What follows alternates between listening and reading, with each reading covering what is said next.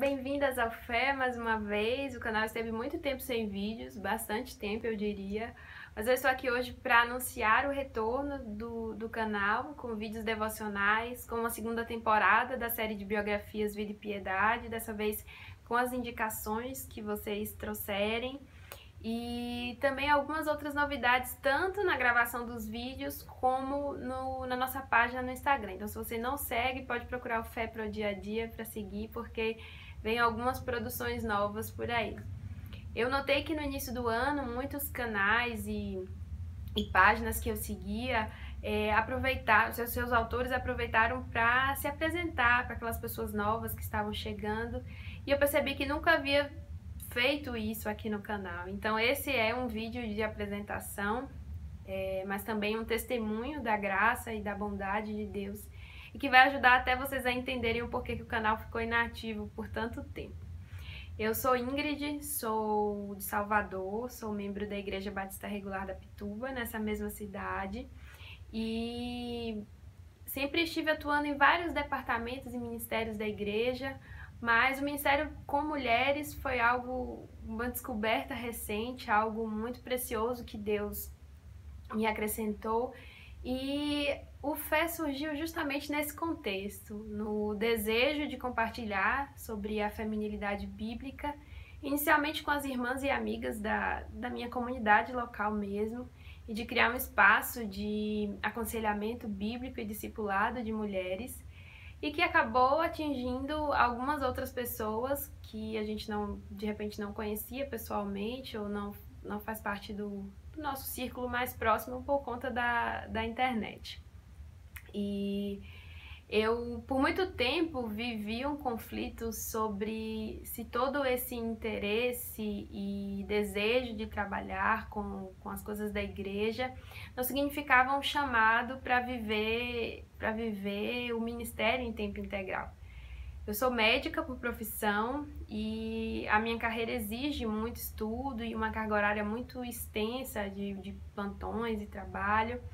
E isso sempre foi um conflito, ficar nesse dilema entre ministério e vocação, e a minha profissão sempre me gerou muitos conflitos interiores, e eu colocava tudo isso diante de Deus. Pretendo até falar um pouco mais sobre isso aqui no canal mais pra frente. E o fato é que no final do ano passado eu comecei a estudar para as provas de residência médica, né, as provas de especialização. E nesse processo, até por causa do próprio Fé, do próprio canal, eu recebi o convite para ministrar as mulheres na Conferência de Mulheres do Congresso da Editora Batista Regular.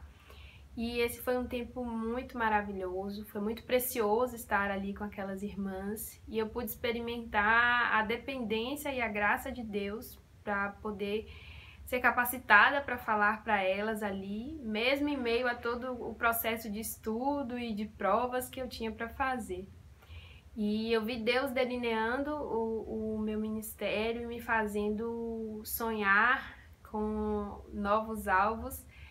E nesse processo todo vieram as provas, e eu fui também aprovada num serviço em São Paulo, e aí no início do ano veio o processo de mudança e de despedidas e de adaptação numa cidade nova. Na verdade, ainda está sendo um processo de adaptação, mas o grande testemunho de tudo isso é que hoje eu enxergo com muita clareza aquilo que Deus estava delineando para a minha vida.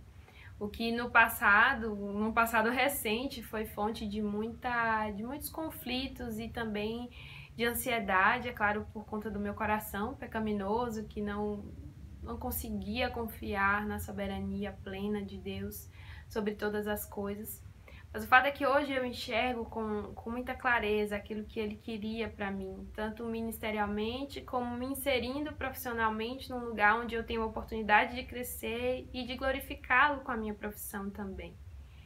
E eu me lembro de Jesus no episódio da multiplicação dos pães e peixes. Essa passagem nos ensina um princípio que às vezes pode passar até desapercebido diante da grandeza do milagre da multiplicação. Eu acredito que os discípulos deviam estar bastante temerosos vendo toda aquela multidão ali ajuntada. E se a gente pudesse ouvir a mente deles, o coração deles ali naquele momento, nós perceberíamos a apreensão de como alimentar aquela grande multidão. E é interessante que Jesus lança a pergunta que todo mundo queria fazer, mas ninguém tinha tido coragem até então. Ele pergunta: como vamos alimentar essa multidão?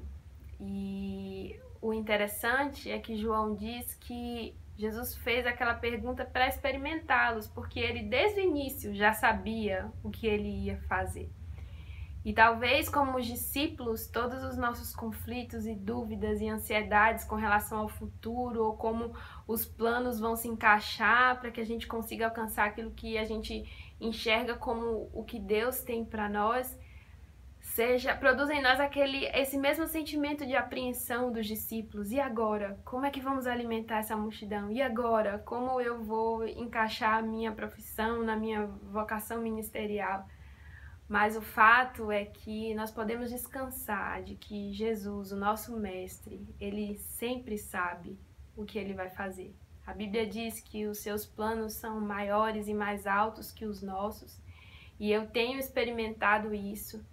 E essa é a grande mensagem que eu quero compartilhar com vocês através desse testemunho e desse momento de apresentação, de que talvez as circunstâncias não façam muito sentido, talvez as dúvidas gerem incerteza, insegurança no nosso coração, mas nós precisamos confrontar isso com a fé de que a miraculosa providência está logo ali à frente.